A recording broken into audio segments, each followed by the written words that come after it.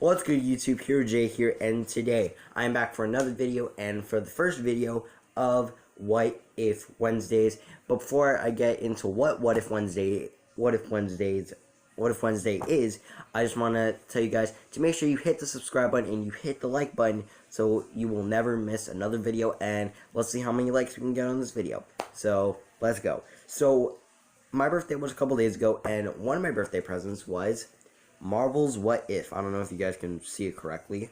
I don't know if, to me, it looks upside, like, the wrong way, but I bet for you guys it'll look just fine. But regardless, so this is this comic, What If, it's basically based on different scenarios of different outcomes. Excuse me. So, like, basically, it's based on the Watcher just narrating different scenarios of different things throughout Marvel history and just saying, what if something happened differently?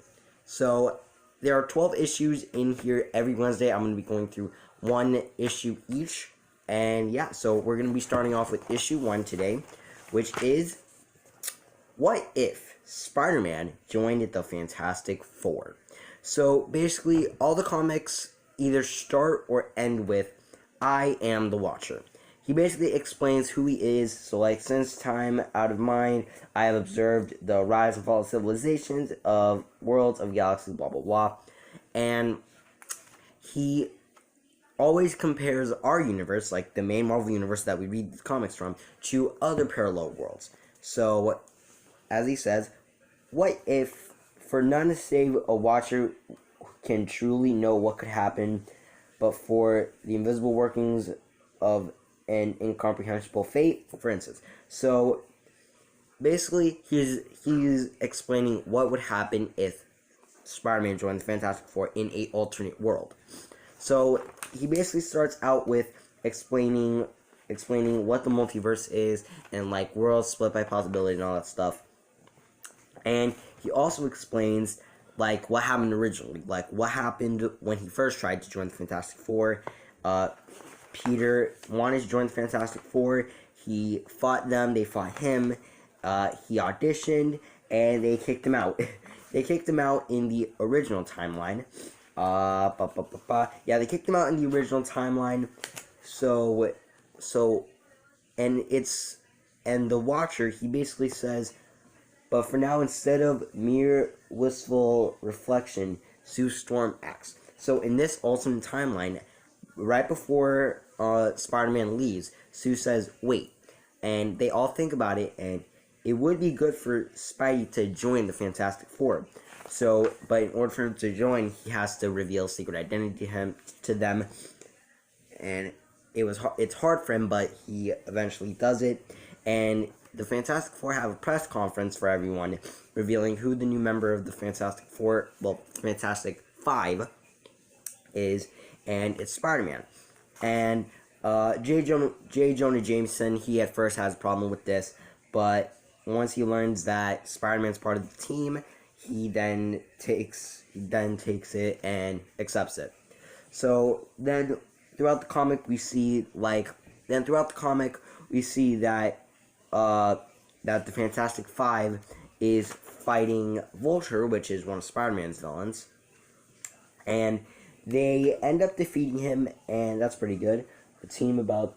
So then the Watcher basically says this line: a team about to undertake a hazardous and fateful journey. So basically, at this part of the comic, Reed basically has an idea to take a ship to, like, observe certain meteors, I believe. Oh, to create a lunar rocket. Sorry, I literally have it just, like, looking through here, just, like, trying to look for the certain lines I'm looking for. So, with there being 5, there are only 4 seats, so only one person has to stay behind. Sue asks if she can go, but Reed says no. He doesn't want Sue to go, and she stays there by herself, observing everything, just keep an eye on everything, while the rest of them take the prisoners to space. I think that's what they're called. Hold on. Whatever. So they basically fight these like gorilla type villains. Basically, they're kind of like gorilla type villains. But back at the Baxter building, Sue Storm is keeping a watchful eye for everything, and she hears a voice, and Sue's wondering what the voice is, and it's Namor the Submariner, and this is the part where like the feud between Namor and Reed has been going on forever. With Namor is in love with Sue, and Reed is in love with Sue. But she's always picked Reed. If you know where I'm going with this, you might understand what happens at the end. So Namor is taking Sue around Atlantis. Of course, she can't breathe water, so she's in like a force field type bubble. So he's taking her through Atlantis, trying to convince her to be his queen. And yeah, so once the Fantastic Four, once Reed, Spidey, and the others, they find out where Sue is, they go to try and find her, and in the end, this decision is only made by Sue. Sue is the one who has to make this decision. Before that, they're all fighting Namor, and they get their asses whooped. I'm sorry, they did terrible fighting against Namor, especially with someone like with Spider-Man's strength. So then, after they keep on fighting and they try to destroy a device, Sue tells them to stop fighting, and she will decide for herself. And she basically says that she loves both of them. She loves both Reed and Namor in different ways, though her loyalties have always been to Reed. Now, this is, and I quote, "But Reed's shown me that he doesn't need me, and neither does the FF. So I choose Namor." And that is the turning point. This is what would have happened if Spider-Man joined the Fantastic Four. So Namor puts like Sue through some kind of device that basically turns her into an Atlantean. And unlike Namor, she can't breathe air. So after she gets out of the machine, she's dying, so she can't breathe air whatsoever. So after that, so Namor basically takes her into the water, and they swim away, and yeah. So then we're back in the Baxter building, and Spider-Man, he even says that he feels somewhat responsible.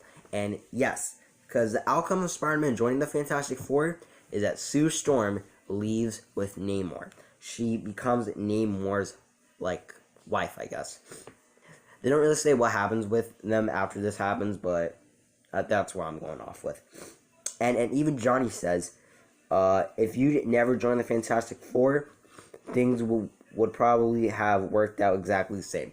Nope, not at all. That's not what have happened whatsoever. And then the Watcher says, there are worlds within worlds, worlds which exist side by side with your own.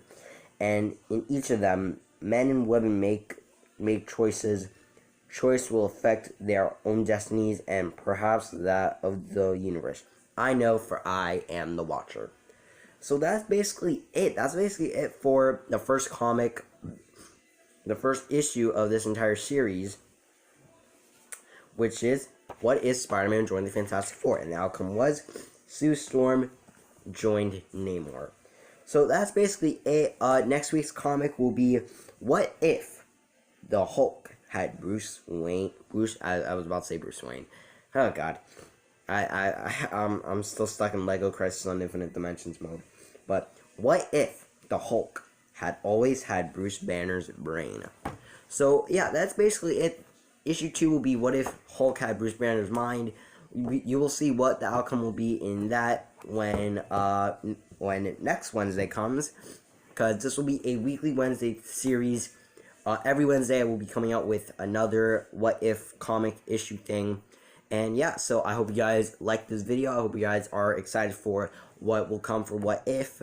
And yeah, that's pretty much it. I hope you guys enjoyed this video. And oh, before I go, I will be posting on my Instagram and my Snapchat about anyone who wants to audition for a certain character in my film, Lego Crisis on Infinite Dimensions. So I'll put my social media stuff in the description, and yeah. So thank you guys so much for watching. I'm Hero J. I'll see you guys in the next video. Bye bye.